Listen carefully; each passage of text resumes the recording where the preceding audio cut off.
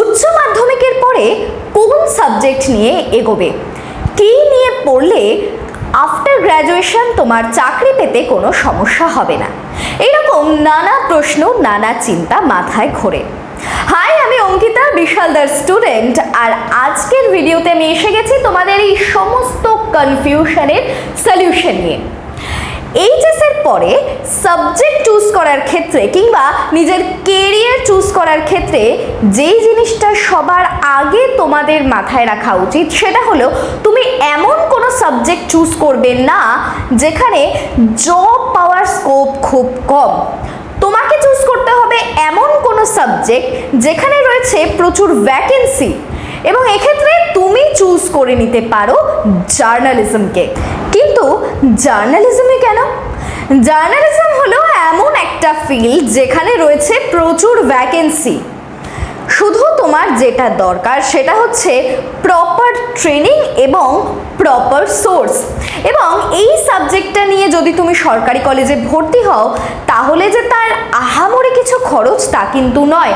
তোমার যে বন্ধু বাংলা বা ইংলিশ লিটারেচার নিয়ে অনার্স করছে কিংবা ধরো যে পলিটিক্যাল সায়েন্স সংস্কৃত নিয়ে পড়ছে, তাদের যেই ফিস দিয়ে কলেজে পড়তে হয়, তুমি যদি জার্নালিজম নিয়ে পড়ো তাহলে কিন্তু তোমাকে সেই একই ফিস দিয়ে পড়তে হবে। ফলে এটার খরচা কিন্তু যৎসামান্য, এবং উল্টে আমরা যারা বিশালদার স্টুডেন্ট তাদের তো বই খাতারও খরচা নেই, কারণ আমরা সমস্ত নোটস পেয়ে যাই বিশালদার কাছ থেকে আমাদের ফোনে পিডিএফ আকারে। তবে এক্ষেত্রে রয়েছে একটা ওয়ার্নিং। এরকম প্রচুর ইনস্টিটিউশন, প্রাইভেট টিচার্স আছেন যারা জার্নালিজম পড়ার ট্রেনিং দিয়ে থাকেন, কিন্তু জার্নালিজম নিয়ে পড়াশোনা শেষ হয়ে যাওয়ার পরে কিন্তু যেটা সব থেকে বেশি আমাদের দরকার হয় সেটা হচ্ছে চাকরি বা কাজের খোঁজ। সেক্ষেত্রে কিন্তু বেশিরভাগ টিচার্সের থেকেই কোনো রকম রেসপন্স পাওয়া যায় না।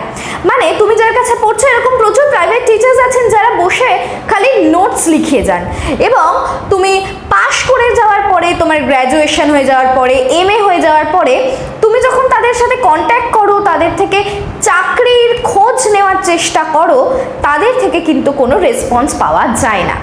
আবার এরকম প্রচুর ইনস্টিটিউশন আছে যেখানে জার্নালিজমের প্র্যাকটিক্যাল ট্রেনিং তো দেওয়া হচ্ছে, কিন্তু যারা ট্রেনিং দিচ্ছেন তারা নিজেরাই কখনো চ্যানেলে কাজ করেননি, নিজের হাতে বুম ধরে লাইভ করেননি।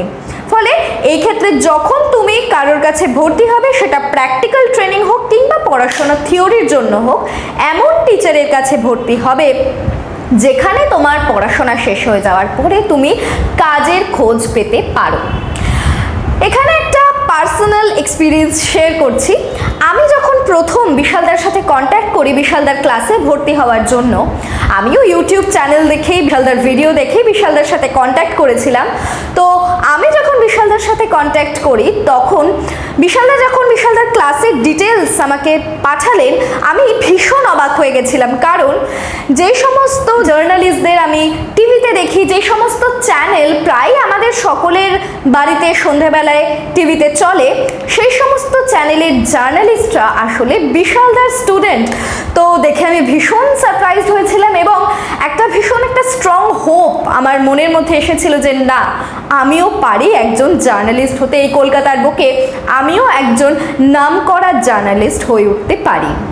এবং এই হোপটা শুধু আমার নয়, তোমার মনের মধ্যেও নিশ্চয়ই এসেছে, এবং তুমিও হতে পারো একজন জার্নালিস্ট। তুমি নিজেকে নিউজ অ্যাঙ্কার হিসেবে দেখতে পারো তোমার ড্রিম চ্যানেলে, এবং তার জন্য করতে হবে খুব ছোট্ট একটা কাজ, যেটা আমিও একটা সময় করেছিলাম। সেটা হচ্ছে ডেসক্রিপশন বক্সে দেওয়া আছে বিশালদার কন্ট্যাক্ট নাম্বার, বিশালদাকে ফোনে কিংবা হোয়াটসঅ্যাপ করতে পারো এবং কন্ট্যাক্ট করো বিশালদার সাথে নিজের ড্রিমকে ছুঁয়ে ফেলতে।